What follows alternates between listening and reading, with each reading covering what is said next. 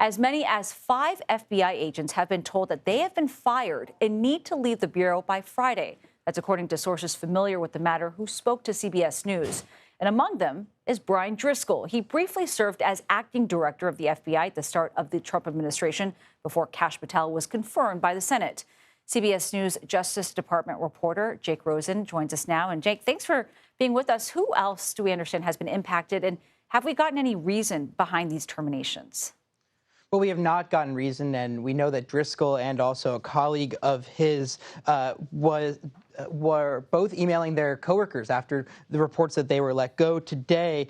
And Steve Jensen is another one of those people who was one of the people in charge of Washington, D.C.'s FBI field office. Both of them said that they were not given reasons for their firings. In addition to that, the FBI Agents Association, which represents most FBI agents, warned that it's not just unethical to be firing these people without due process, but potentially it could be more dangerous for everyday Americans just by firing career, dedicated, line agents and people who have done everything that's asked of them.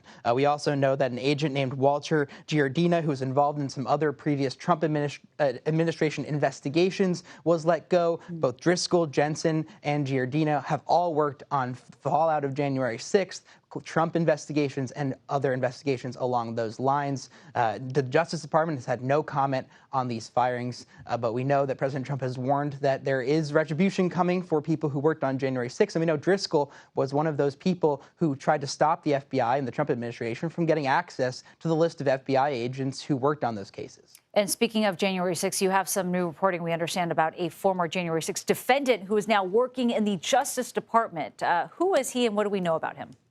That's right. His name is Jared Wise, and he was a former FBI agent from about 2004 to 2017 in Oregon. What you're watching right now on your screen is footage that CBS News obtained via a lawsuit with a number of other media organizations. You can see him kind of in the left-hand side of the screen in blue right there.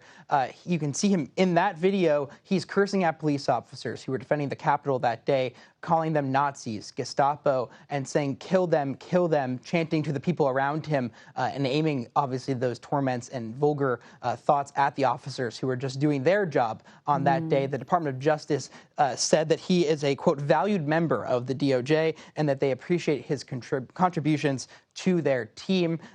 We knew that he was brought on about a month ago, a little bit over that, but this is the first time the Department of Justice has acknowledged this. And in addition to that, just shows that there has been such a radical shift in the Department of Justice that they went from prosecuting these cases en masse to hiring a man whose conviction was only spared because President Trump issued his pardon of the over 1,000 people who were there that day and broke the law. Yeah, definitely a shift there. And switching gears here, there has also, we understand, been an increase in the number of federal law enforcement officials in Washington, D.C. What are those officers doing there?